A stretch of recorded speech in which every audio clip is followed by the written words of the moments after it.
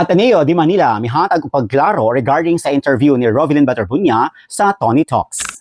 Nagpagawas na og pahayag ang Ateneo University de Manila aron ipatinaw og gipinsahan ang ilang panig kalabot sa mga pamahayag ni Rovilyn Baterbuña sa iyang interview sa Tony Talks. Matod sa universidad, sukad pa sa sinugdanan nakig-communicate na sila sa pamilyang Baterbuña. Nagpaabot og tabang og nakig-uban sa ilang kasubo tungod sa pagkamatay ni Rene Baterbuña. Gitinaw usab sa Ateneo ang pipila ka mga punto nga naisgutan ni Rovilyn sa maong interview, samtang ilang gipadayag nga padayon silang nakig-simpatiya sa pamilya.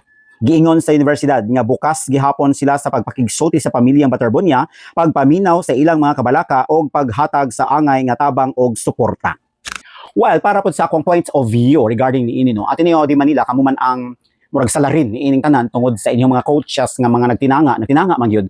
Wala gi-secure ang seguridad sa inyong mga players tungod sa inyong mga coaches. Akong side ni ini ang University de Manila, ang ila lang gyud ni ani is makipag-negotiate, makig-istorya ni Ma'am Rovilyn. Kay ang university mismo para nako wala may sala.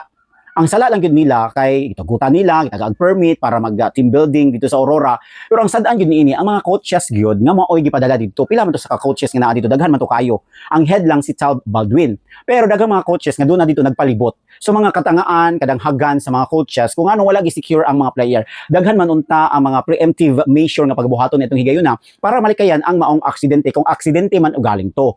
So para malikayan na dapat daghan sila gibuhat didto para ma-secure ang mga player. Unya kay wala man na mabuhat. Kung kana aksidente ang nahitabo. Ibutang nato nga aksidente ang nahitabo ni Rene Baterbuña. Daghan kaayo og mga preemptive measure nga para malikayan ang maong disgrasya. Pero wala. Matod pa sa LGU dito sa Aurora, di ba? Nga wala sila nag-coordinate, wala sila ni-request o kana bitang mga mag-utaw-utaw sa lawom sa dagat para lang bantayan ang mga players just in case kung dunay mahitabo ngayon ato makita dayon nila. Pero wala sila ra didto sa mga coaches o so mo na diha nga kadanghagan sa mga coaches tinod man gyud kadanghagan sa mga coaches ang gibuhat ang Ateneo de Manila di syempre sila may nahatag og permit so sila pud ang moatubang ini sa pamilya Baterbuña yan hinihingi na masabtan man nato nga ang mga Baterbuña family labi ni Ma'am Rovilyn napa siya kalagot sa Ateneo kay syempre kung dili gumikan sa Ateneo dili man sa tumabot si Rene didto sa Aurora di ba dili maibot si kay mas sila ba ang gipili ni Rene di ba dagan kay matod pa ni Ma'am Rovilyn dako kay offers ubang mga schools para lang didto mag-scholar o mamahimong varsity si Rene pero ilang gi-turn down tungod kay mas gipili nila ang Ateneo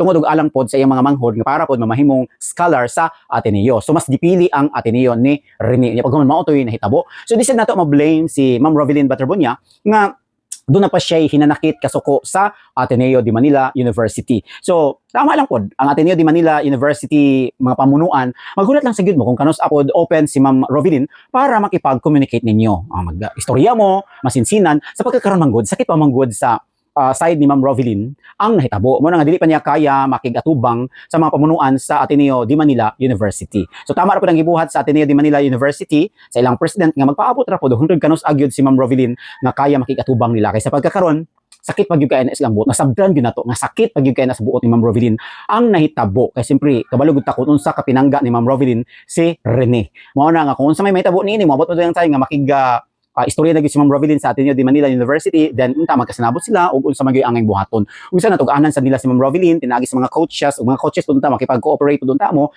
kaya ang gipangayo ra gyud ni Ma'am Rovilyn kay ang katin-awan kung unsa man gyud nahitabo aksidente ba gyud to doon na ba yun nahitabo nga hazing o guban pa so wala pa gyud katin-awan hangtod karon so ang maong katin-awan nagagikan na gyud na sa pamunuan sa Ateneo de Manila University pinaagi usab sa mga coaches nga ni uban ni adto kay ang nakakita gyud sa tinud nga paghitabo ang mga coaches man gyud nga tuwa didto ug ang mga teammates ug sana kung tinuod mga aksidente mosulti mo sa tinuod nya kung unsa man gyud dapat klaro-klaro lang gyud ba mao ra gyud gipangayo ni Ma'am Rovilyn.